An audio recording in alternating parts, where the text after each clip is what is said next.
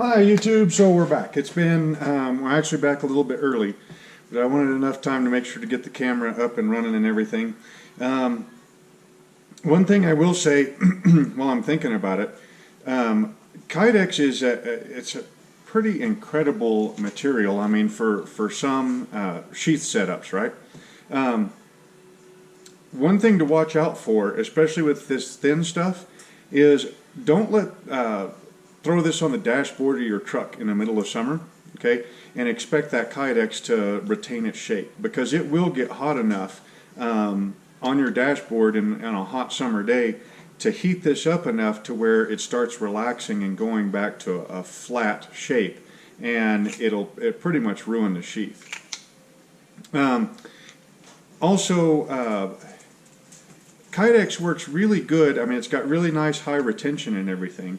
But in some instances, you know, where it's like really close to the body, like an inside the waistband type of sheath, honestly, I think I'd much rather pick leather over kydex. I mean, kydex won't be affected by, you know, your sweat and oil and any of that kind of stuff. But it's, you know, it doesn't form to your body like leather will. And if you've seen like an old inside the waistband leather holster, you'll know exactly what I'm talking about on there. Let's see. Also, when you're designing a kydex sheath, you have to make sure that there is something for the kydex to form into to create the lock. Okay, so like these sheaths, you know, they won't come out. All right, even on a knife like this that's been wore back considerably. Yeah, I think this one was actually. This was 1/8 of an inch out here when I made it. And then this was the first pattern welded blade that I ever made that I carried. I mean, I had made them before and then tested them, you know, I mean, but I never actually carried one. So this was the first one that I made that survived, and I ended up carrying it for, I want to say about a year. It's 110 layer, 15N20 and 1095. It's a pretty good knife, but it's worn back quite a bit. And so now the sheath, I don't know if you can hear that, but it kind of rattles a little bit. But since it's got that second portion, you know, where your finger is, the kydex falls into here and creates a lock. So anyway, so we got 12 seconds. Let's go ahead and pull this one out and put the next one in. Can you see it? Okay, so remember, count 1, 2, pull this one out, there goes our timer, pull this one out, set it on the bench, grab our next piece of kydex. We're going to kind of want to get in between feel in between the rivets and kind of squeeze this portion down so that we don't poke through the end. Put the top piece on. Line the tip of the handle up, count 1, 2. Okay, now that knife is safe inside the press. We can hit stop and start. So we'll start our 2 7-minute cycles before that one comes up. Now with a little bit of luck, we will be done with the toaster. But I like to leave it run until the last sheath has come out and it looks good, okay? Because you never know, I mean, until the very last minute, and you know, if they're all going to work out right, okay? So this one is starting to look pretty good.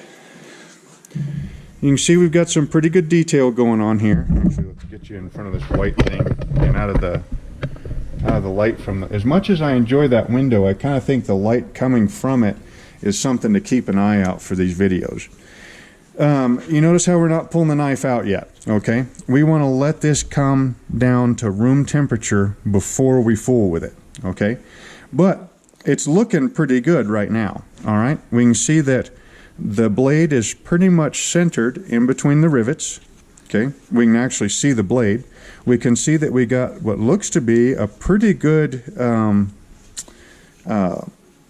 you know, detail in our definition. We can see the whole knife through the kydex, you know, which is a pretty good indication that we got a good fit. There's no rattling going on in there. One thing to kind of be concerned with here on this one is that the other rivet, or the second set of rivets, okay, remember they're different sizes, but the relationship should stay the same, and I'll show you how to check the relationships here in a little bit. Or where, you know, pick from scratch where the second set of rivets should go. All right, but on this blade, they are pretty much right around where the ricasso is, just a little bit lower than the actual ricasso. So if the ricasso is right here, then that means that this rivet should be here, and the back one should be here, okay? Now, just looking at it overall, it looks like we might, this rivet right here is going to be mighty close to the edge. I mean, it looks like there'll be plenty enough room there. It'll just be something to look out for. Okay, so we're not there quite yet, but close.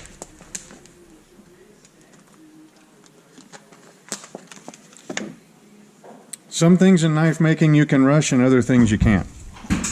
Another thing that I'm seeing right now is that the space in between the rivets, we may end up having to play with that some. Okay, so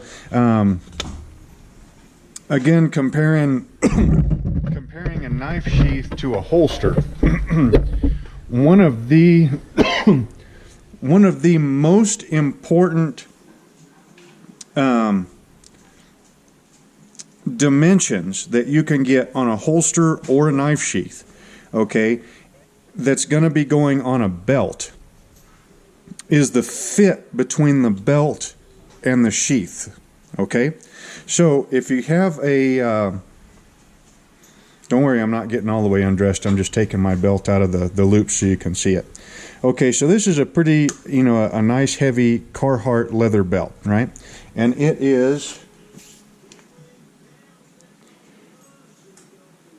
was probably labeled as an 1.5-inch belt, but it's actually 1 inch and 9/16. And it's pretty thick. I mean, that's an 1/8 inch thick leather, maybe a little bit over, right? Okay, so if you've ever had wow, a sheath or a holster that when you put it on your belt, it was flopping like this all day long, right? A lot of your very inexpensive holsters will do this, and you can tell when somebody is fighting their holster or their knife sheath, because not really quite so much with knives, because knives don't weigh what a handgun will. So you don't, I mean, it's still very important, but not quite as critical. But if you ever see somebody like, you know, at Walmart where they, you know, they're carrying a handgun, and it's in a, like an Uncle Mike's or something, and it's on a really skinny belt, and that thing is just flopping all over the place. Well, it's this relation of this fit right here, okay? The tighter you can get, and I don't think this belt has ever been in this sheath, the tighter you can get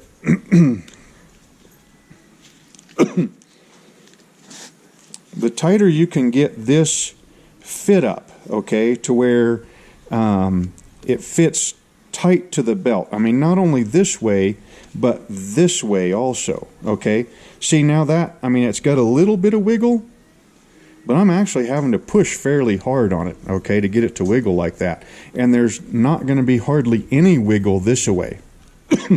That means that that sheath naturally is going to stay very stable and secure on your belt, okay? It's not going to be flopping around. If you have to run, which God forbid you got to run, I mean, that's, you know, I mean, well, I hate running anyway, but if you have to run, that knife is it's gonna stay with you. It's not gonna bounce all over the place. If you've got to drop to the ground and roll up underneath a car or something like that, it's gonna stick, you know, to your side where it should be, okay? So we really want that fit up to be really good. And judging where these rivets are going to be going, see, that's an awful lot of space there. So playing around with this one, I may end up having to put a second set of rivets in there so that if you do decide to carry it on a belt, you'll have a good tight fit there. All right. this is an awful lot of stuff here that shows up in prototypes, and you know, should be part of your testing. You know, I mean, if you want to make good knives, I mean, if you're just out to make a quick buck, you know, don't worry about it. You know, you're just going to make a quick buck and you don't really care about, you know, I mean, if somebody's really going to have a good experience with this. But if you do, this is stuff to be paying attention with. Okay, so now there's no heat left in this sheath anymore, all right? Now we can go ahead and we can split it and we can pull it out. So there's the 7 minutes, the first 7 minutes on that other knife. So let's hit another 7 minutes. Okay, so we went ahead and we split it. All right, now you can just hold it and see if it's got a good fit to it. All right, now what we need to do is we need to double check the location of these rivets, since this is a new pattern and a whole new knife. So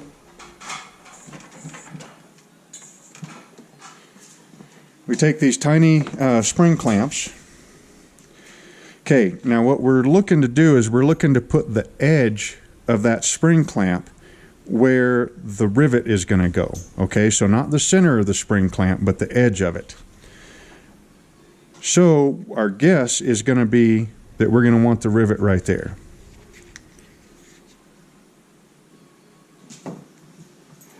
And our guess is that we're going to want the edge of that next rivet right there. Okay, let's go forward just a hair. Okay, so we're thinking it's going to be something like that. All right, now check your tension. Oh, we got a good snap fit going in. The release feels a little bit, it feels a little bit light to me. Okay, so let's go ahead and take these and pull them back some.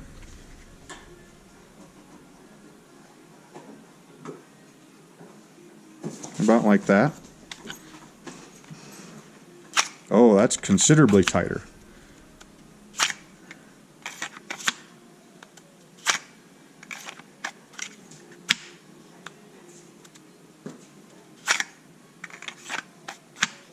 Okay, so I think we're actually going to go, I mean, that feels really close to being perfect. So we're going to go just a smidgen farther down. Okay, the reason that, okay, that's going to be,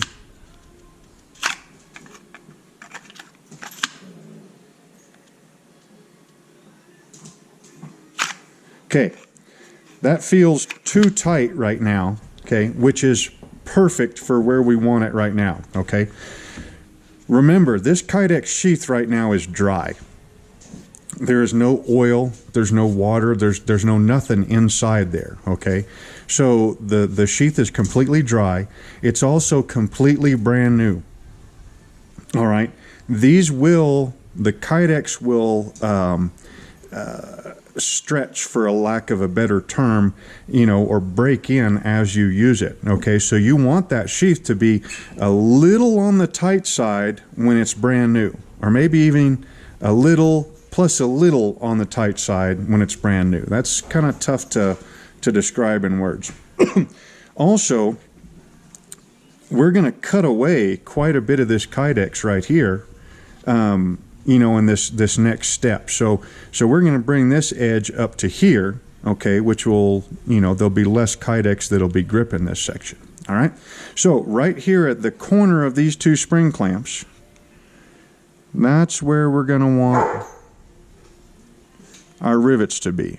Okay, so when we go to drill them, we'll actually come up from that a little bit, because these won't be able to grip right on the very corner that we can get our pencil to. All right, I know this is a whole bunch of, you know, a little bit and a whole bunch of feel stuff, but you know, just well, that's the best I've got, really. I mean, I don't know how to put it any better than that. Okay, so when we go to drill these holes, our kydex isn't flat anymore. Okay, so it's going to bounce all over the place. So grab yourself a sacrificial stick so that you can kind of get it up on there a little bit. And actually, we're going to need something else to kind of back up this side. Something like that. Okay. Now look for your, now those pencil marks can disappear real easy.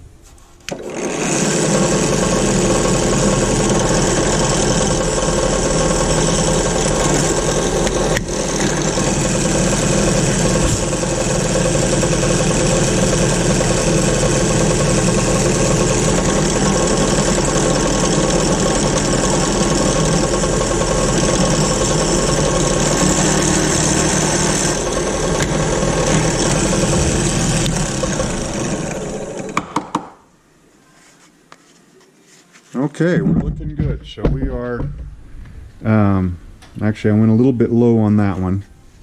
A little bit low in relation to this, but so the next one we'll just move this up. That's why I did this on my tester first, because you know I'm going to use this knife for a while and then I'm going to pretty much break the thing and this sheath won't really matter. So anyway, so now we peel this up and we kind of shake out some of them shavings. You can see how much crap stays up in that sheath. Okay, now let's go ahead and install those rivets.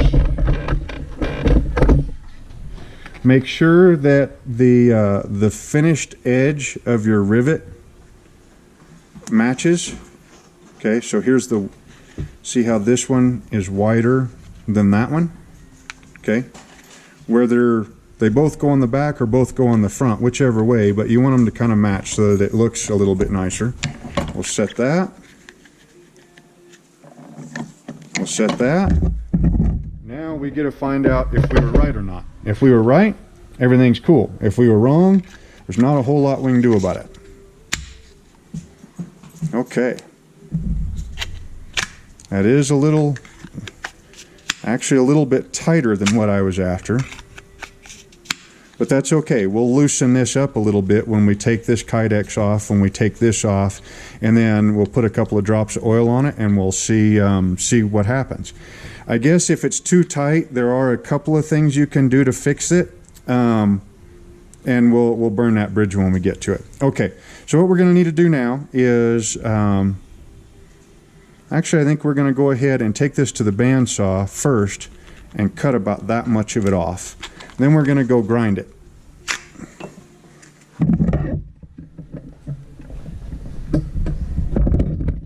Okay, so for kydex, I like using a finer tooth bandsaw blade. You would think it's soft, so you would use the same one that you would for wood, but which I use like a 10 to 14 on wood. This I think is like an 18 or so, something like that, and it just makes a little bit better cut. So we're just going to kind of round this off some.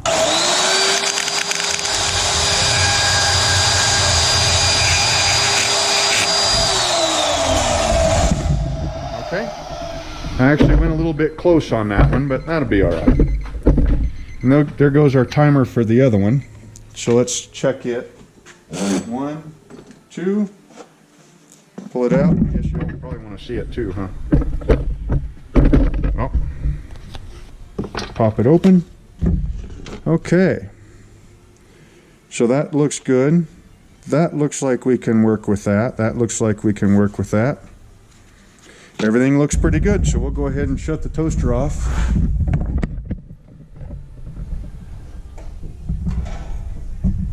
So we'll be done with that. Okay, so let's go ahead and go grind this. Now, grinding kydex. Kydex is some stinky, maybe even stanky, just nasty stuff to grind, okay? So, I mean, I'm not going to put the mask on so that you can hear me and everything, and I'm only going to be doing one sheath, but I am going to turn the fans on. So when you grind kydex, make sure you wear a mask, because this stuff just stinks to high heaven. It also kind of ruins whatever belt that you're going to put on it, or put it on.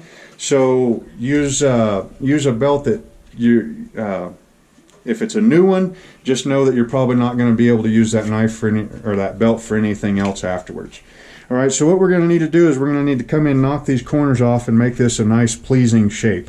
Reduce some of the weight and the width and everything on it, right?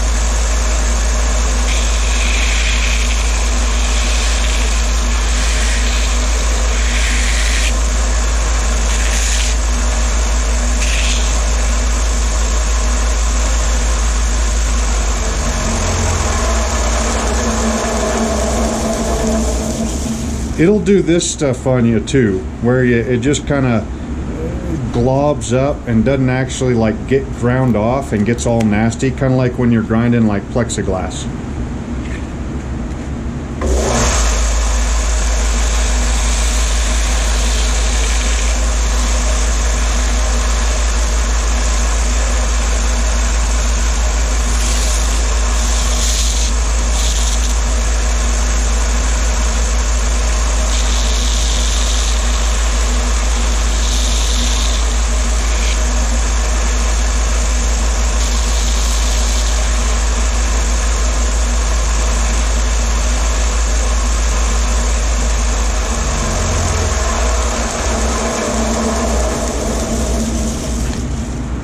Okay, so let's get you over here. That was a kind of a worn 60 grit belt. This is a worn 220 grit belt, but we've got our shape. It looks nice and pretty pleasant. We left a little bit of meat on the outside of the rivets, okay, so that we don't grind into the rivets, because they got a nice black finish on them and you'd hate to screw that up.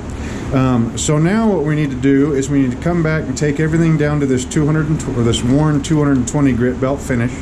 Okay, then we're gonna very lightly go around the outside of it, and it's gonna bring up kind of like a burr on all four corners of here. Okay, we really get that light, and then we come back in and we shear it off. Okay, by turning we get it light going this way, and then we shear it off going this way.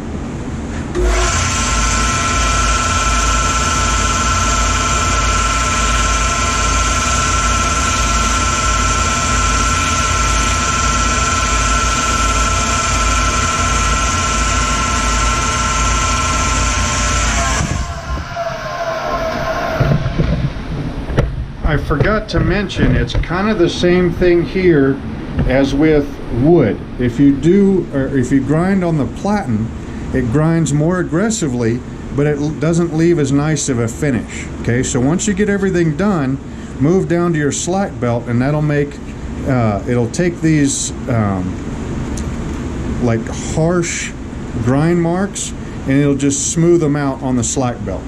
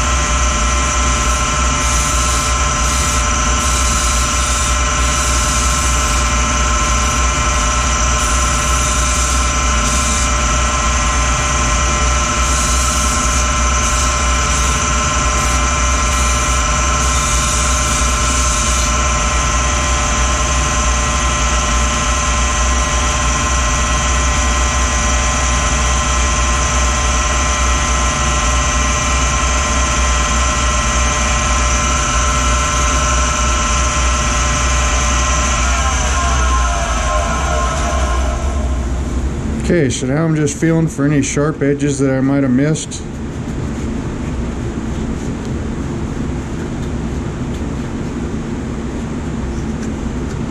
And everything feels good except for just these very corners, so we're just going to briefly hit them.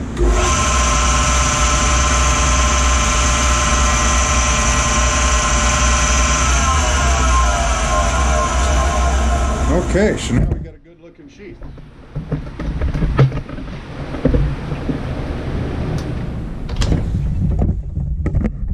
I can bring you up so you're not looking at the floor the whole time. Okay, so now what we need to do is we need to go ahead and set up our cuts right here for our neck cord. Let's make sure you're all cleaned off. Can you see what we're doing? You cannot see what we're doing. Wow. That's kind of the whole point of all this, huh? And you can see Claire in the background.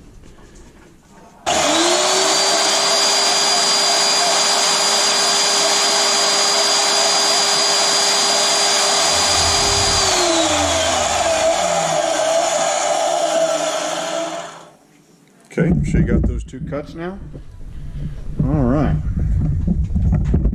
So now what we need to do is first we need to tap this. I usually, on the old shop, I'd tap this on the anvil as I walk past, but this shop the anvil isn't in the way, so, or on the way, so.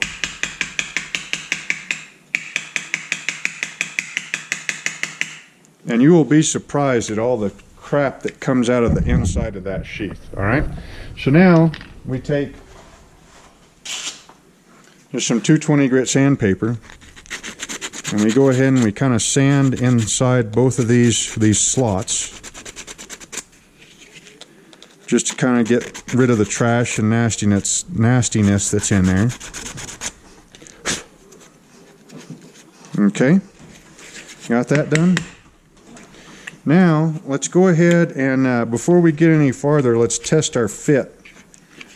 Now that we have all that extra kydex removed, and see where we're going to be with our fit.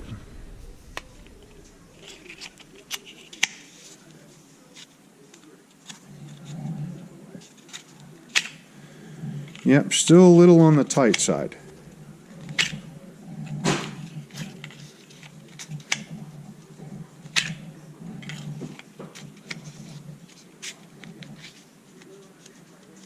Okay, so what that's telling me is that now this is probably going to break in. If it doesn't break in, then what I can do is, there's still some trash up in there, is a drop or two of oil will really, well actually, you know, this one isn't a for sale one type deal, so let's go ahead and put a drop of oil on there and you can see the difference.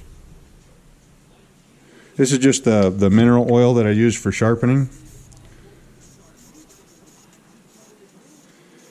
Okay, we'll oil up the blade some, and this will make a huge difference. See, from the very first sheathing.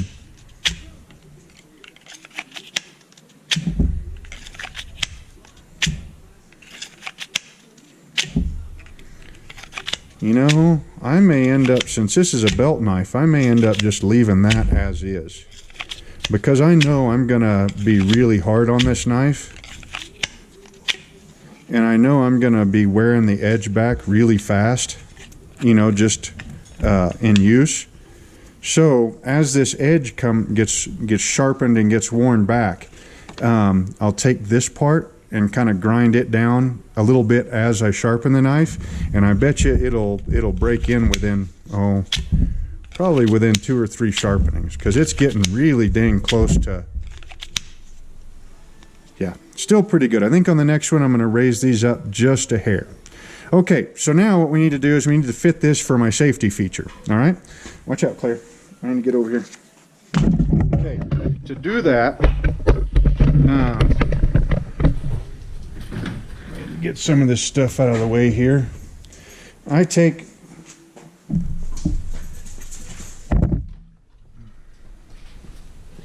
my paint stripper. I clamp it up in the vise.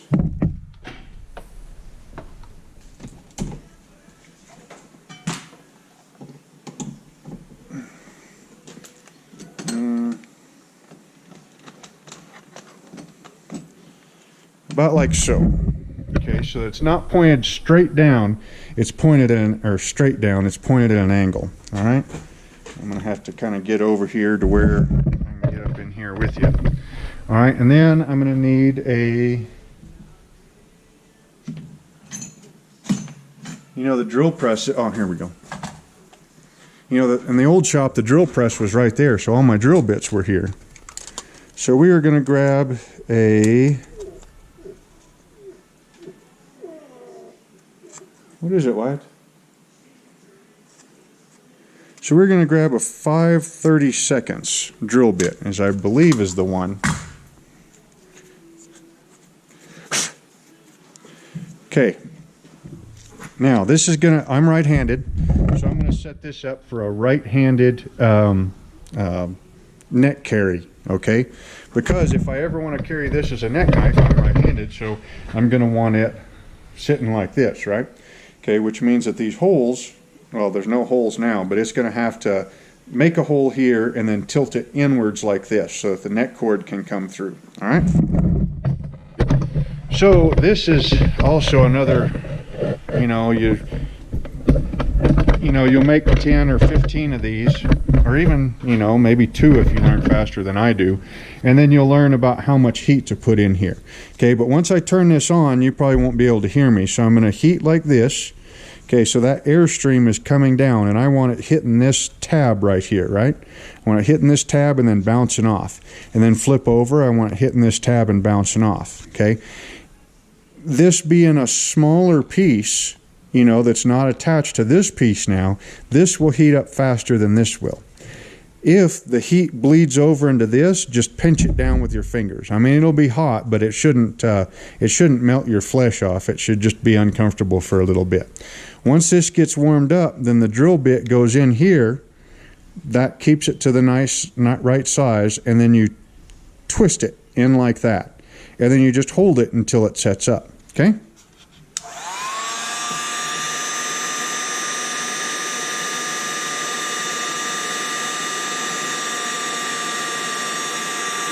And the heat gun usually takes a little bit to heat up.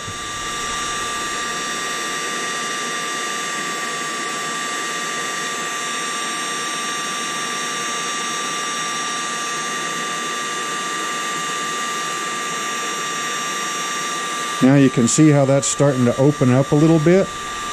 That means it's, it's relaxing. It's wanting to go back to that flat shape. Okay, and there we are. Put our drill bit in, turn it to the side.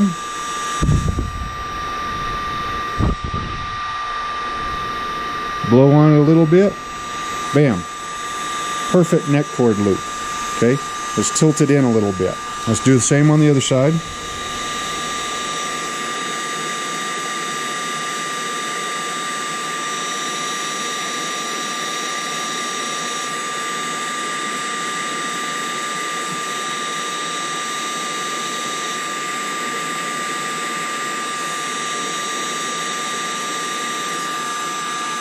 No, not quite.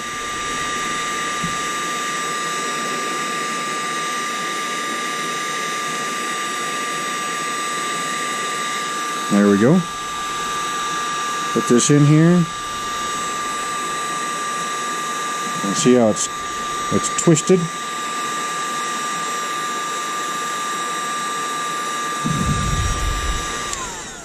Okay, once you get done with a heat gun like this, make sure you drop it on the floor first, because that always helps everything. But turn it right side up. And clamp it back up to where it's facing upward. Okay, that way all that heat that's in there will come up and it won't melt down your heat gun. Okay, so we pull that drill bit out, and there we go. Now, last thing is to make the neck cord. Actually, I think, oh no, he's doing okay. I think Wyatt needs to go outside, but he just went and laid down, so he should be okay for a little bit.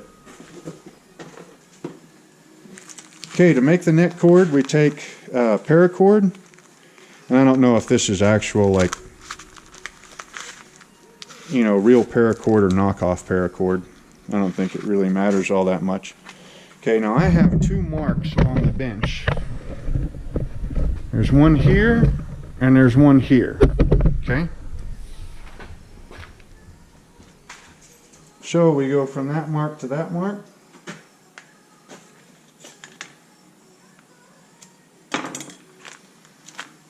And then we cut that cord, okay?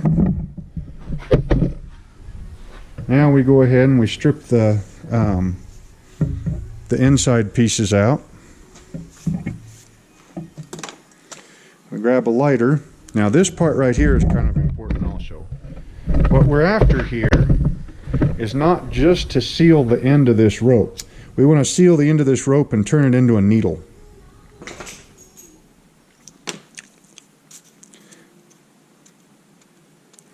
Like that. I usually do this, I have a candle around here, a pretty wide, tall candle. like 2 or 3 inches in diameter and about 10 inches tall.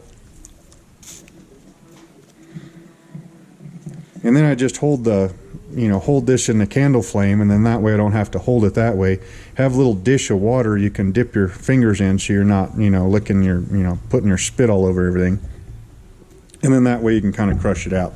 Okay, so for this now, we'll go ahead and tie a knot in the end that, isn't quite as needly. Just an overhand knot. The other side, we come from the inside there. And sometimes you might need a nail or a piece of wire or something like that to kind of help that go through. Okay, pull that up. Now, might have to too close here. Okay, so now once you get it through that side, go ahead and run this out a little bit, and then bring it back around to where it's not going to be twisted, and then put it back through this side. Again, you might need your nail to, or a drill bit or a piece of wire or whatever you have handy to kind of help that paracord get through that loop. Okay, and then tie another overhand knot in it, pull it back, and now we have a neck cord, right? Okay, we just kind of have to hope that we're in frame there. Now we have a neck cord, right? Now the big problem are these loops right here make the cord come in from the sides, okay? If you were to run them through the kydex, it would come in either through the top or through the bottom, and it would want to twist more when it was sitting on your chest, all right? By having the cord come in through the sides, it really stabilizes that out, okay? So it won't want to, see, I'm trying to twist it, and it's not wanting to twist. It's wanting to come back and lay flat, which that's what you want, is for it to lay flat, so it doesn't get all twisted up and nasty and stuff, right? Now, the big problem right here is that is a very solid connection, okay? That's a solid strip, a 1/4 inch wide kydex, okay? You get that hung up, and you just might as well hope that you reviewed your last will and testament fairly recently, right? I suppose the knife would still be there. You might have a chance to be able to cut the cord and get out. I carry multiple knives. No matter what, I've always got, my pocket knife on hand. So I'd much rather lose this knife rather than get choked to death by it, okay? So the safety feature I came up with is what we do. You just take a razor knife, you pull your neck cord tight out of the way, and then you cut through one layer of the kydex. Okay, that makes a loop. You see how that loop is flexing? Okay, now we do the same thing on the other side.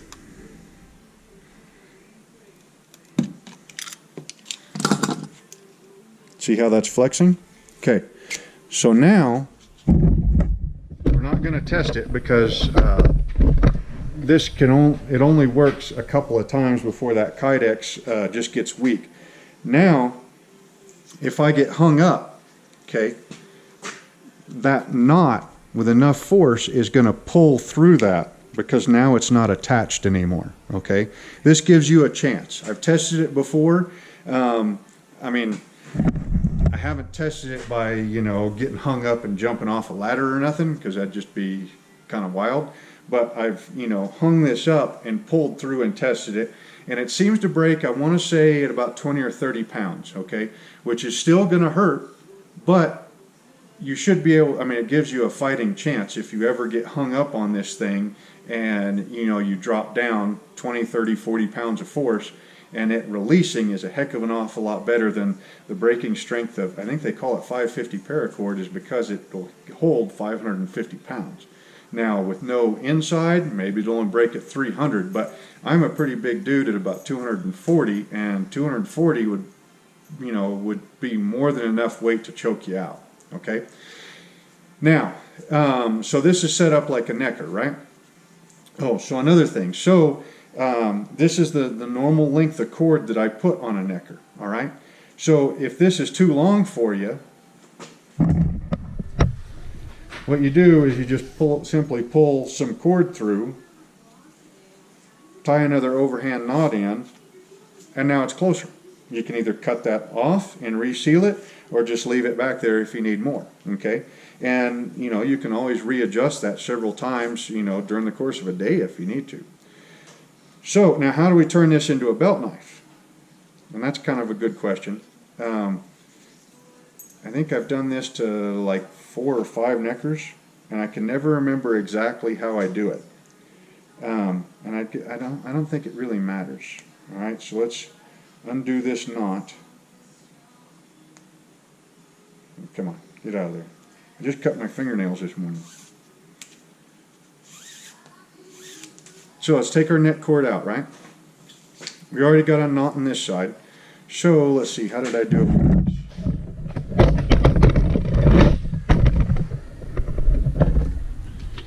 So with these, it looks like, okay, so at some point on this side, because I'm going to want this side to my body, now let's do it a different way. Let's put that through the rivet, okay, and then we'll put it through the rivet down here. That's going to make our first belt loop. Okay, now we'll come back up the other side.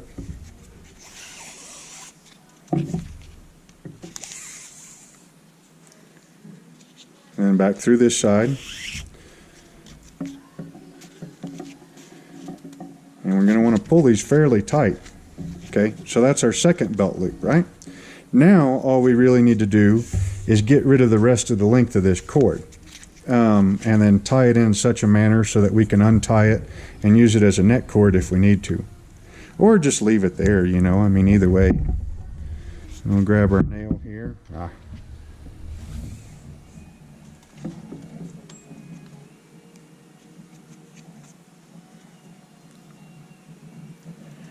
Grab our nail and push it through.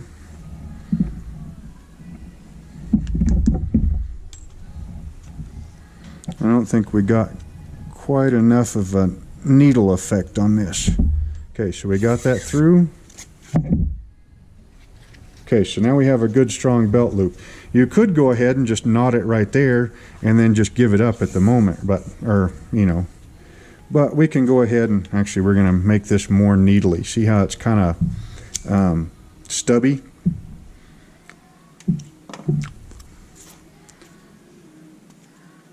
Okay, see how that looks way more like a needle? That should make it easier to, oh yeah, to fit through. Okay, so we'll do that, and then we'll do this. Okay, and then we'll come back up here.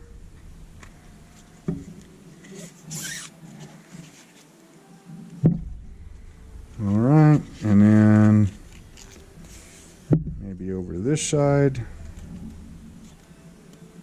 No, we're getting to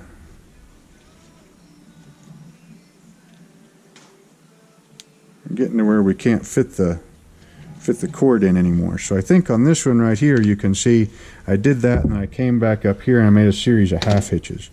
So we'll do that. We'll come up in here. Now this is going to be the back side, right? This is going to be the side up against my body. So, so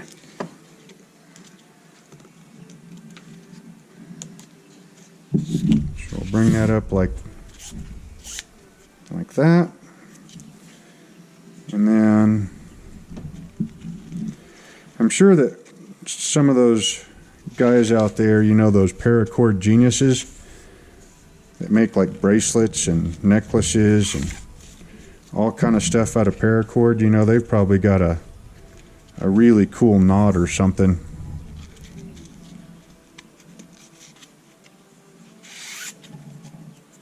There we go. You know, that would just make this look really slick. But I don't, so now let's go ahead and pick up this back side too, and then I'll kind of tighten up them loops.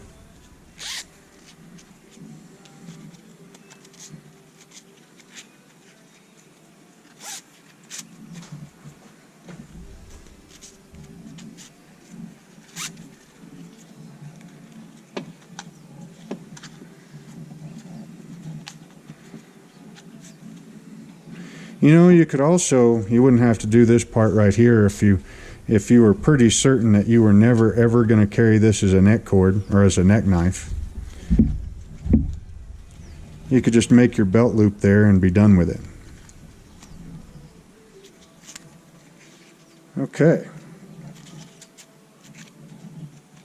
Now you can kind of tuck these up underneath here if you want to. Let's see, we'll take this and we'll tuck it back up underneath here. This will be the outside portion, so you won't have to worry about this being, you know, these pieces chafing up against the side of your belly up underneath your shirt. And see how that's nice and tight there? So now I'll be able to take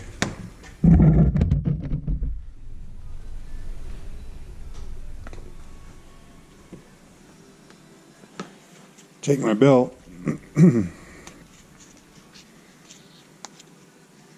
you could stick it through all of those or just the outside portions, or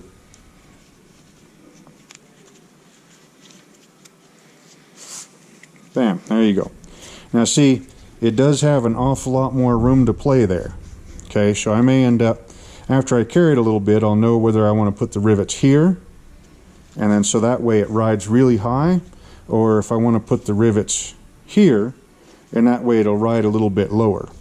You know, I'll have to decide. Or, you know, it could be one of those sheaths that, you know, I put in, you know, 2 sets of rivets there. I don't know, I haven't decided really yet. But that way you could kind of choose where you wanted it, you know, where the ride height was going to be on your belt. All right, so I think this is going to be an extremely long kydex video. So I'll probably break it up into 2 parts again, like I did the last one. And then, so I'm going to go ahead and make this other sheath. Yep, go ahead and finish this one off. And then the last video will be, you know, putting the final edge on it, throwing it on my belt, testing it out, using it, or I might put an edge on it and I might carry it around the rest of the day and then let you know my thoughts on it tomorrow. That'll probably be what I'll end up doing. And I'll probably go ahead and finish this, put an edge on it, and then, you know, carry it around, and then tomorrow I can show you how to put another edge on it, and then and my thoughts for today's worth of use. All right, well, again, this is Joe Calton with Calton Cutlery. You can visit me on the web, caltoncutlery.com. Hope you enjoyed the video, and we are almost completed with this whole series and put it to bed. So I hope you enjoyed the video, hope you're enjoying the series, hope you're enjoying seeing this knife come to life, and we will see you tomorrow.